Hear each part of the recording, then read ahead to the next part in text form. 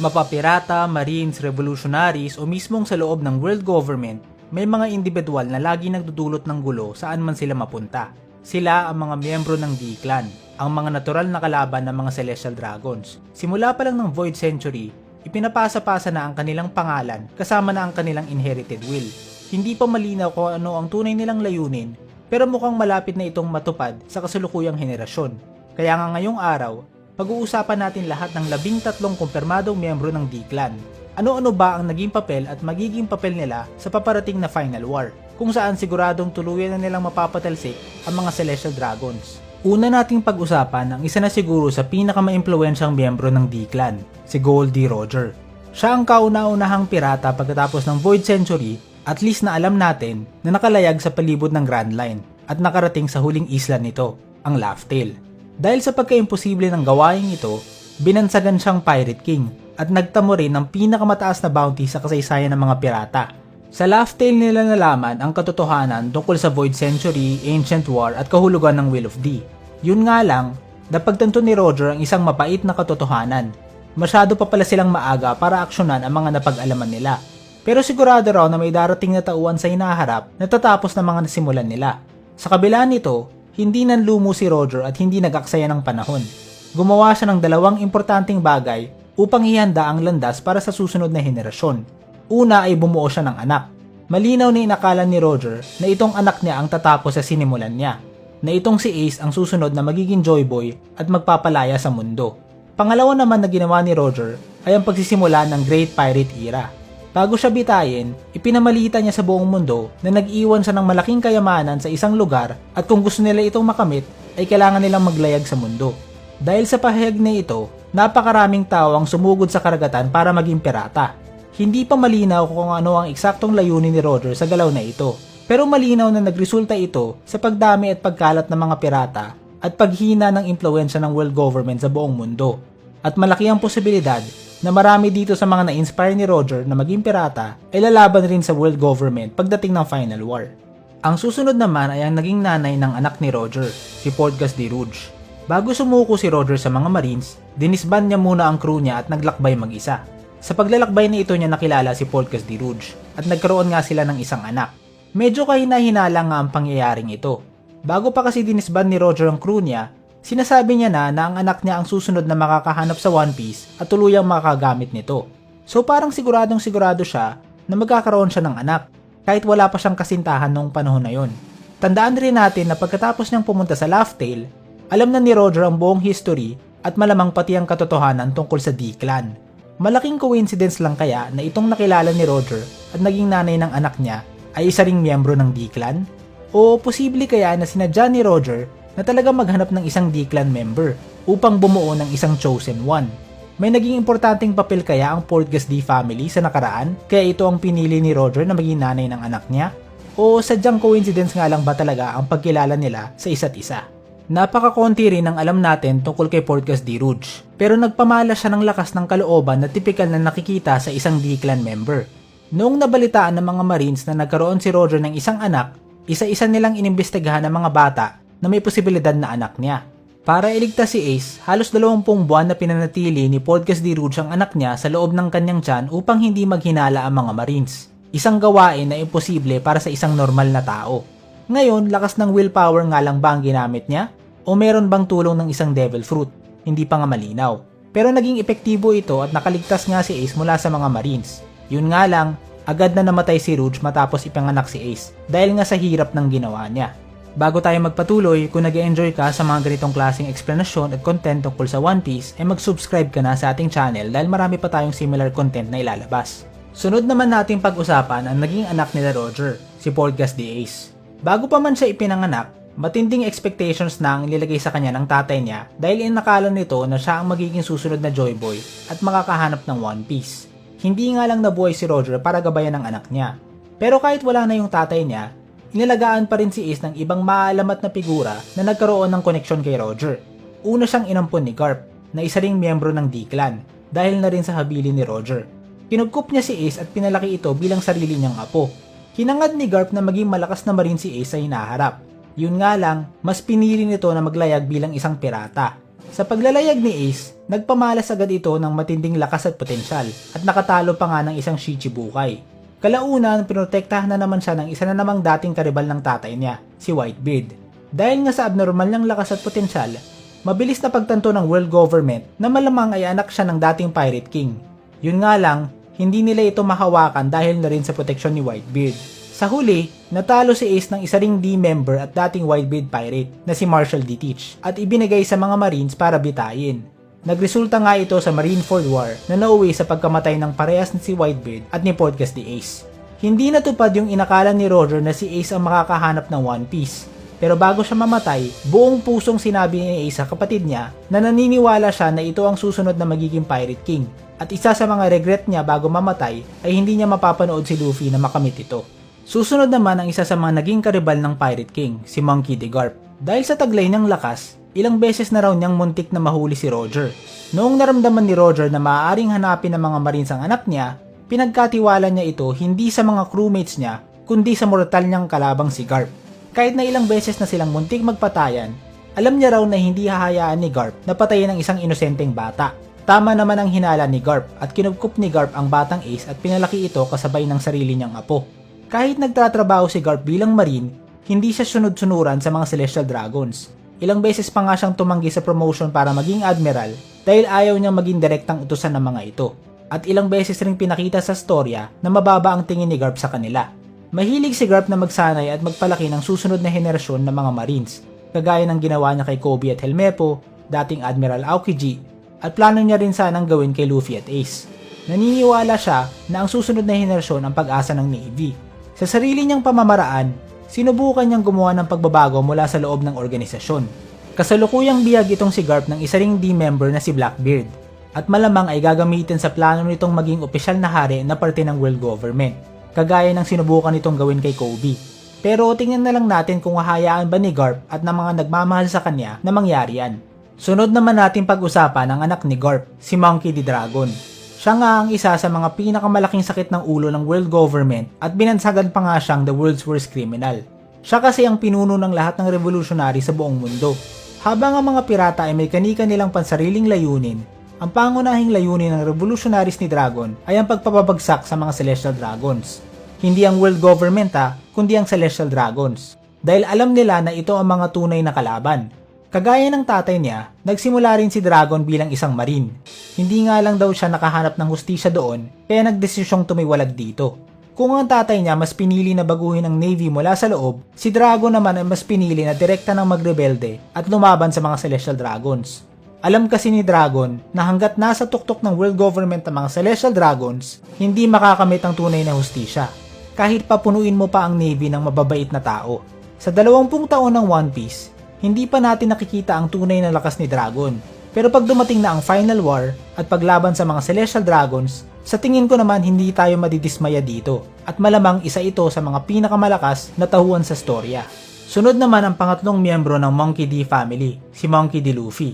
Kung ang lolo niya ay isang maalamat na Marine at ang tatay niya ang pinuno ng mga revolutionaries, si Luffy naman ay tinahak ang landas ng pagiging pirata. Mukhang matindi talaga itong Monkey D. family. At specialty talaga nila ang pagpapasakit ng ulo ng world government kahit anong landas pa ang tahakin nila. Sa maikling panahon ni Luffy ng paglalayag, napakalaking pinsala na ang idinulot niya sa world government. Kasama na ang pagpapatumba sa dalawang Shichibukai, pag-atake at pagwasak sa Enies Lobby, pagpasok at pag-breakout mula sa Impel Down, pagsapak sa isang Celestial Dragon, pagprotekta kay Vegapunk at marami pang iba. Noong sinabi kong maikling panahon, ibig kong sabihin yung panahon nila, hindi sa panahon natin. Kahit na 20 years na itong One Piece, alam naman natin na less than 1 year pa lang naglalayag si Luffy, outside ng time skip. Kaya nga nakakagulat talaga mga achievements niya. Meron na rin siyang taglay na 3 road poneglyphs, kaya isa siya sa mga pinakamalapit ng makarating sa Laugh Tale. Pero bago pa siya makarating rito, alam na natin na espesyal siya dahil siya ang nakakain ng Nika fruit, na dati nang kinain ng unang Joy Boy. Kaya mukhang siya talaga ang inaantay ni Roger na nakatadhana na makagamit sa One Piece. Sa lahat ng D-Clan members, itong si Luffy ang magiging pinakamalaking problema ni Imu. Ang susunod naman ang isa sa mga pinakabagong kumpirmadong miyembro ng D-Clan, si Nefertari D. Lily. Kabilang si Lily sa 20 sinaunang hari at reyna na nag-alyansa upang pabagsakin ang Great Kingdom ni Joy Boy. Pero kamakailan ay napag-alaman natin na isa pala siyang sekretong kakampi nila Joy Boy. Bukod sa hindi siya pumayag na lumipat ng tirahan sa Marichua kagaya ng ibang hari, binanggit ni Imu na siya rin daw ang may kasalanan kung bakit naipakalat ang mga poneglyphs sa buong mundo. Base sa tono ni Imu, mukhang inaakala nito na aksidente at kapalpakan lang ni Lily ang dahilan kung bakit ito nangyari. Pero base sa isang sulat ni Lily na ipinapasa sa lahat ng kanyang descendants, mukhang sinadya niya talagang ipakalat ang mga poneglyphs upang ipaalam sa susunod na henerasyon ang nangyari sa Void Century at upang ipaubayan na rin ang laban sa kanila. Sa sulat na iniwan niya, inutusan niya ang mga descendants niya na bantayan ng maigi ang mga poneglyphs, kasama na ang poneglyph na nakatago sa Alabasta, at iwagayway ang bandila ng Dawn sa hinaharap. Sa sulat rin na ito sinabi na ang lahi nila ay parte rin ng D-Clan. Kung hindi dahil kay Lily, walang makakarating sa Laugh Tale, walang makakahanap ng One Piece, at walang makakaalam ng true history dahil ang lahat ng ito ay nakapaloob sa mga poneglyphs. Kaya naging importante ang kontribusyon niya para sa hinaharap ng D-Clan at ng buong mundo. Ang susunod naman ay ang descendant ni Lily, si King Nefertari D. Cobra. Bilang hari ng Alabasta, nakilala si King Cobra bilang isang matalino at makatarungang pinuno, kaya napamahal na sa kanya ang mga mamamayan niya. Bilang descendant ni Lily, maingat niyang ginampanan ang trabaho niya at binantayan ang poneglyph sa Alabasta na naglalaman ng lokasyon ng Pluton. Sa pinakahuling reverie, naging susi si Cobra sa pagkabuwag ng Shichibukai system na nagpayanig ng balanse ng mundo matapos niyang ilahad ang mga ginawa ni Crocodile sa kaharian niya. Matapang rin na hinarap ni Cobra ang mga Gorosei at kwinestyon sila sa kung ano ba talaga ang totoong nangyari sa ninuno niyang si Lily. Dito na nga biglang nagpakita si Imu at sinagot ang mga tanong niya. Pero pagkakita niya kay Imu, napagtanto agad ni King Cobra na hindi na siya lalabas ng kwartong yun ng buhay. Buti na lang, nandoon rin pala si Sabo at nakita ang mga pangyayari. Sinubukan niyang iligtas si King Cobra. Kaso lang, agad pinakita ng mga Gorosei ang totoo nilang anyo at lakas. Upang makatakas si Sabo, isinakripisyo ni Cobra ang kanyang sarili. Pero ibinili niya kay Sabo na sabihin daw kay Vivi na parte rin daw sila ng D-Clan. Kung hindi dahil sa sakripisyo ni Cobra, hindi matutuklasan ni Sabo ang katotohanan tungkol kay Imu at mas lalong hindi maibabalita kila Dragon. Siguradong hindi hahayaan ng Revolutionary Army na masayang ang sakripisyo niya at aaksyonan nila ang impormasyon na ito. Susunod naman ang prinsesa at malamang malapit na maging reyna ng Alabasta na si Nefertari D. Vivi. Bilang nag-iisang tagapagmana ni King Cobra, siya na ang susunod na magiging reyna ng kaharian unless na lang sorpresang buhay pa ang tatay niya. Pero alam naman natin kung gaano siya kalapit sa isa pang D-Clan member na si Monkey D. Luffy at buong crew nito. Kaya kung magkakaroon man ng digmaan sa inaharap sa pagitan ng world government at grupo ni Luffy, nakatitiyak tayo na gagamitin ni Vivi ang buong kapangyarihan at impluwensya niya para tulungan sila Luffy. Kahit pa opisyal siyang miyembro ng world government bilang isang reyna. Parang medyo kahawig yan sa nangyari sa ninuno niya na si Lily, kung saan isa itong opisyal na miyembro ng 20 Kingdom Alliance pero isa palang sikretong D-Clan member at kakampi nila Joy Boy. Bukod pa rito, mukhang may mas malalim at mas importanteng papel pa itong si Vivi sa hinaharap base sa pagka-obsess sa kanya ni Imu. Mas interesado pa kasi sa kanya si Imu kaysa sa ibang makapangyarihang tauhan, katulad ng mga Yonko si Luffy at Blackbeard at kahit pa ang ancient weapon na si Shirahoshi. Inutusan pa nga ni Imu ang Gorosei na hulihin si Vivi para sa kanya. Dahil ba ito sa simpleng pagkabighani ni Imu sa itsura niya dahil kamukha niya ang ninuno niyang si Lily? O posible kaya na nagtaglay ng importanteng abilidad si Lily noong Void Century na ngayon ay minanin na rin ni Vivi at kailangan rin ni Imu? Kung ano man ito, siguradong importante ito para kay Imu at mukhang mas importante pa kaysa sa Nika Fruit o Ancient Weapon. Kaya siguradong magiging malaking piyesa itong si Vivi sa paparating na Final War. Sunod naman si Jaguar de Sol. Si Sol ay isang higante na dating naging Vice Admiral ng Navy. Pero kahit isa siyang mataas na opisyal, hindi siya bulag-bulagan sa mga pamamaraan ng mga Marines. Noong inutusan siya ni Son Goku na sumama sa isasagawang Buster Call sa Ohara, kwinestyon ni Sol kung bakit nila kailangang patayin ang mga sibilyang scholars, ngayon nag-aaral lang naman sila ng kasaysayan. Kung totoo raw na may masama silang balak, maglabas raw muna ng ebidensya si Sengoku bago sila patayin. Pinagalitan lang siya ni Sengoku at sinabing wag na magtanong at sumunod na lang. Hindi na sikmura ni Sol na pumatay ng mga sibilyang scholars, lalo na kung wala namang ebidensya. Kaya nga tumiwalag agad siya sa mga Marines. Pagkatapos tumiwalag ni Sol sa mga Marines, bigla ang nasira yung barkong sinasakyan niya. At tila ba ihip ng tadhana, napadpad siya sa mismong Ohara. Dito niya nakilala si Nico Robin at agad na napalapit sa kanya. Noong dumating na ang Buster Call ng mga Marines, sinubukang protektahan ni Sol si Robin at buong Ohara mula sa dati niyang mga kabaro. Alam na nga nating lahat ang ending ng insidenteng ito, kung saan nasira ang buong Ohara, namatay ang lahat ng scholars maliban kay Robin at pinagyelo ni Vice Admiral Kusan ang matalik niyang kaibigang si Jaguar de Sol. Pero dahil sa pinakitang tiwala ni Sol kay Robin, pinayagan na rin ni Kusan na makatakas ito bilang respeto sa kahilingan ng kaibigan niya. Napag-alaman nga natin kamakailan na hindi pala tinuluyan ni Kusan itong si Sol at buhay pa ito hanggang ngayon. Matapos ang Ohara incident, bumalik ito sa Ohara kasama ang ilang Elbaf Giants upang tipunin yung mga nauiwang libro at kasulatan ng Ohara na tinago pala ng mga scholars bago sila namatay.